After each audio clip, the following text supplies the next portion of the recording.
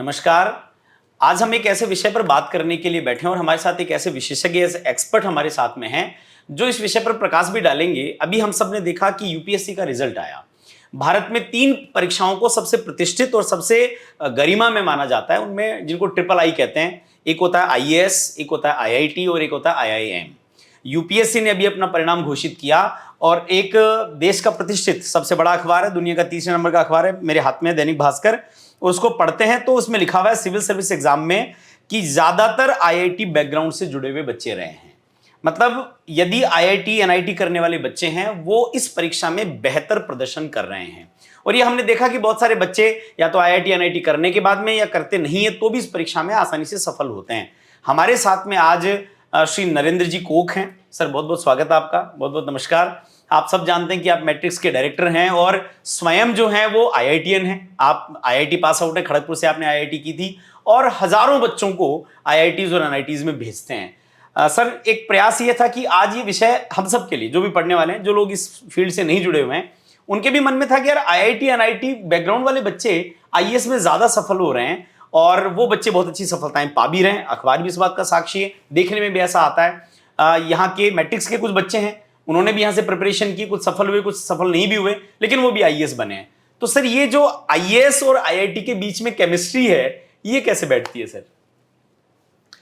Sir देखो, यहाँ पे जो भी बच्चे जेई की प्रिपरेशन करने आते हैं, मतलब जिनका सपना होता है कि भाई जेई की प्रिपरेशन से हम लोग आईआईटी या एनआईटी में पहुंच जाएं जी, तो अल्टीमेटली 1 साल बाद में या 2 साल बाद में, डिपेंडिंग कि भाई वो उनकी कितने ईयर की प्रिपरेशन है, 2 रिजल्ट आते हैं कि या तो बच्चा जो है वो आईआईटी या एनआईटी पहुंच गया जी, और या जो है वो बच्चा आईआईटी या एनआईटी नहीं पहुंचा जी।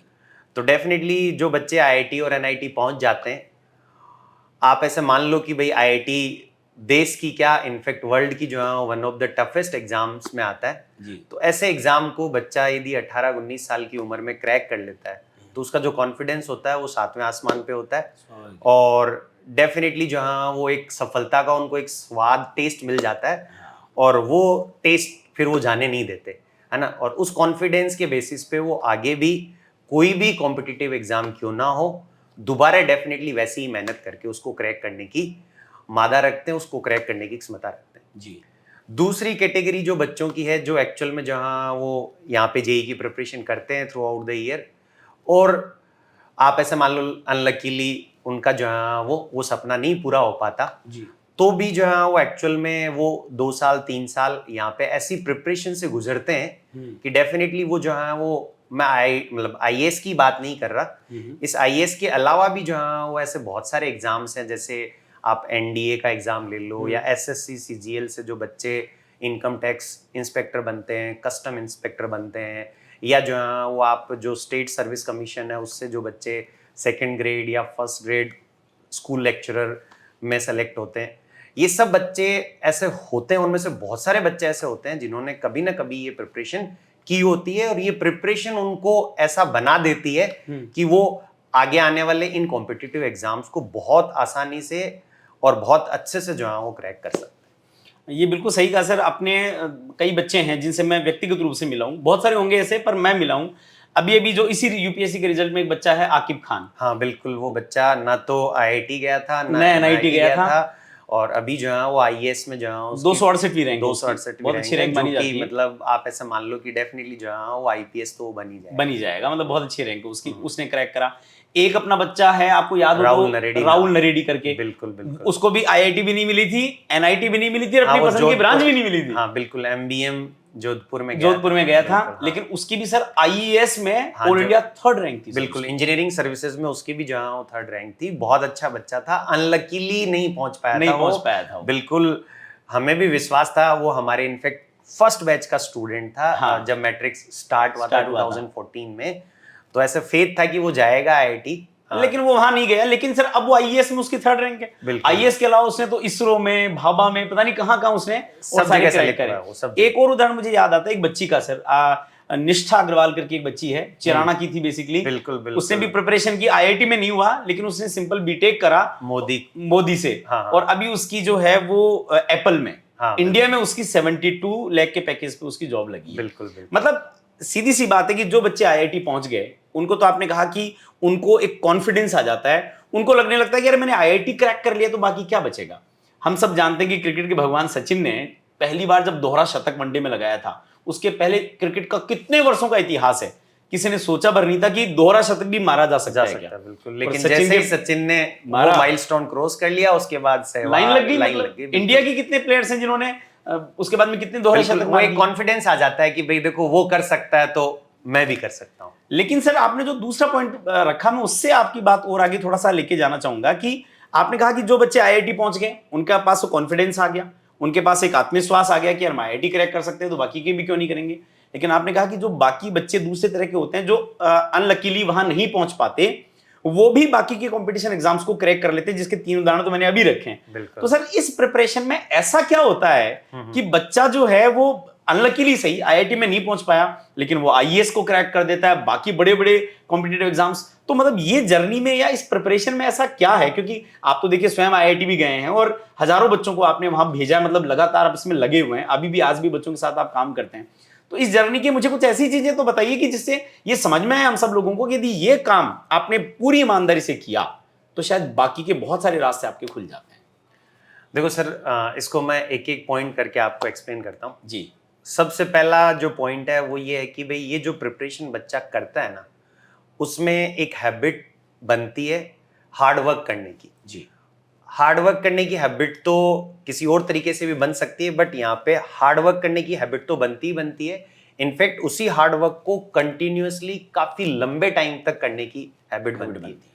उसका रीजन ये होता है कि यहाँ पे बच्चा लगभग 5 to 6 आवर्स क्लासेस में रहता है। जी। देन जो है वो बच्चे को इतना सब कुछ होमवर्क दिया जाता है कि वो घर जाके एक्चुअल में 5 to 6 आवर्स उसमें बिजी रहता है। ठीक है। और ये मैं बात कर रहा हूँ आपको वीक में 6 दिन।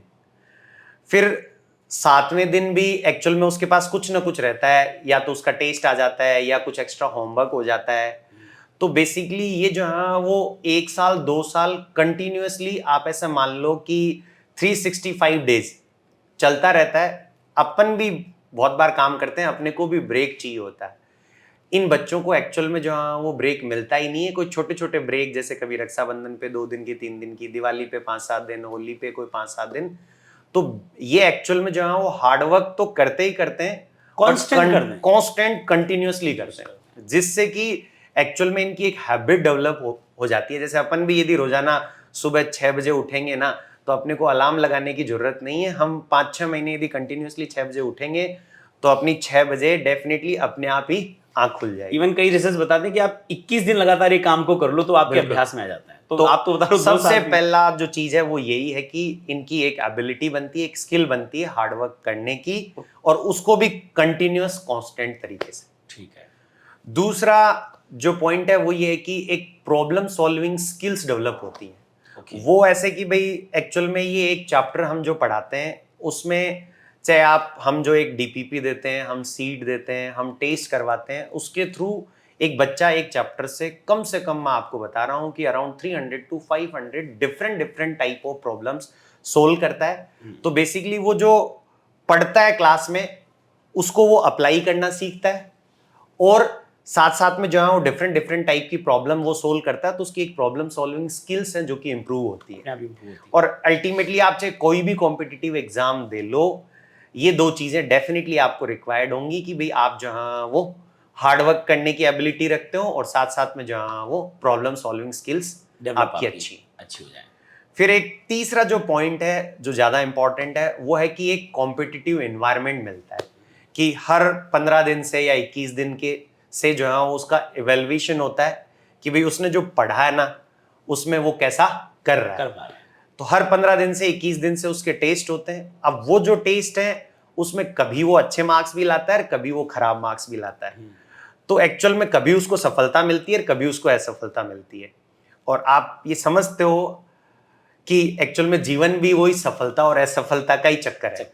तो उसकी एक वो हैबिट बन जाती है, वो असफलता से घबराता नहीं है और सफलता से कोई बहुत ज्यादा खुश नहीं होता, क्योंकि ये चीज उसको कंटिन्यूअसली हर 15-21 दिन से मिलती रहती है, उससे फेस करता रहता है। तो बच्चा थोड़ा सा टफ बनता है और आगे भी लाइफ में मतलब 3 साल बाद में 5 साल बाद में जब भी वो किसी कॉम्पिटिटिव एग्जाम की प्रिपरेशन करता है या कॉम्पिटिटिव एग्जाम को फेस करता है तो डेफिनेटली यही जो स्किल है जो उसको उन एग्जाम्स में अच्छा करने के लिए प्रेरित करती है या अच्छा करवा देती है, उसको करवा देती है। तो मतलब इसको यूं कह सकते हैं सर कि आप आईआईटी की, आप जेई की प्रिपरेशन करिए, इस भाव से तो मत करिए कि यदि इसमें नहीं हो पाया तो मेरी जिंदगी का कुछ ही नहीं होगा। तो देखो ऐसा तो नहीं सोचना चाहिए, क्योंकि एक बहुत ही फेमस कोट है कि every successful person is not an doctor and engineer and every doctor and engineer is not a successful person. तो ऐसा तो नहीं है कि भाई आईआईटी में या एनआईटी में आपका कुछ नहीं होगा, मतलब नहीं होगा तो कुछ नहीं होगा। मतलब ऐसे भी बहुत सारे लोग हैं जिन्होंने आईआईटी या एनआईटी नहीं की। अभी आपने ही एग्जांपल दिया है, अपना ही बच्चा है जो है ना एक्चुअल में आईआईटी और एनआईटी में नहीं गया, और बहुत सारे बच्चे जो आईआईटी और एनआईटी में गए वो एक्चुअल में सिविल सर्विसेज के एग्जाम में ऐसी रैंक नहीं ला पाए और वो ऐसी रैंक ले आया। बिल्कुल। तो मतलब कुल मिलाकर के यूं कह सकते हैं जी कि इस यात्रा में आप पूरे मन से जुड़िए और इस यात्रा में ईमानदारी से जुड़िए। बिल्कुल, क्योंकि इसके बाद में आईआईटी एनआईटी मिले ना मिले, लेकिन जीवन में कुछ अच्छा करने का और बड़ी एग्जाम्स को फाइट करने का आप में मादा डेवलप हो जाएगा, आप में वो एबिलिटी जरूर आ जाएंगी। और ऐसा कहा भी जाता है कि एक्चुअल में अंतिम रूप से सक्सेसफुल होने के लिए एबिलिटी, जो स्किल्स ज्यादा इंपॉर्टेंट है रादर देन ए डिग्री। सरकार भी यही जोर दे रही है कि भाई जहाँ वो एक्चुअल में डिग्री की बजाय स्किल्स बनाई जाए बच्चों में। इनफैक्ट क्या होता है कि आप अपन जो चर्चा कर रहे हैं उसमें आप ऐसे देखो कि आईआईटी और आईएएस का कोई रिलेशन नहीं है, लेकिन वो एक कॉन्फिडेंस ही है जो बच्चे को एक्चुअल में जो है उस आईएएस एग्जाम को क्रैक करने में हेल्प करता है, जो उसने आईआईटी की प्रिपरेशन में गेन किया है। मैं इनफैक्ट खुद का एग्जांपल दे दूं भाई, मैं आईआईटी खड़गपुर में था, बीटेक कर रहे थे, है ना। एक एग्जाम होता है चार्टेड फाइनेंशियल एनालिस्ट, है ना, सीएफए, एकदम ऑल टुगेदर डिफरेंट है। वो इकोनॉमिक्स फाइनेंस से रिलेटेड है ना। इधर जो है वो बीटेक है, टेक्नोलॉजी है ना। लेकिन वो एक कॉन्फिडेंस था कि जेई का एग्जाम क्रैक किया तो उसको भी क्रैक कर लेंगे।